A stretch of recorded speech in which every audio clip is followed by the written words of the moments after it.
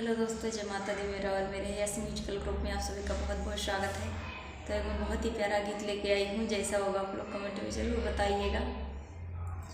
जिनकी हराम पराए कयासा, जिनकी हराम पराए कयासा, आइस पतोहिया छुड़ाए दिस नाता, जिनकी हराम पराए कयासा, जिनकी हराम पराए कयासा, इस पतोहिया छोड़ाए दिस नाता, जिनकी हराम पराए कयासा।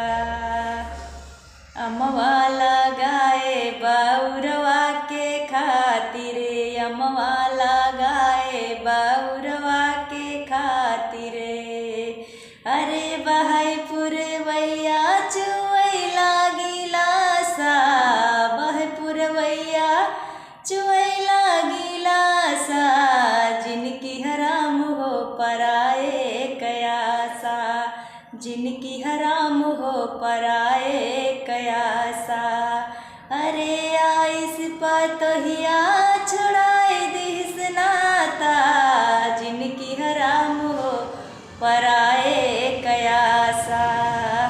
बिटिया हम पालने गाढ़ दीना माँ काम यही है, बिटिया हम पाले गाढ़े दीना माँ काम है, अरे कई के बियाह लई गावा जमाई, कई के बियाह लई गावा जमाई, जिनकी हराम हो पराए कयासा, जिनकी हराम हो पराए कयासा, अरे आइस पतोहिया छुड़ाए दिस नाता, जिनकी हराम हो पराए कयासा।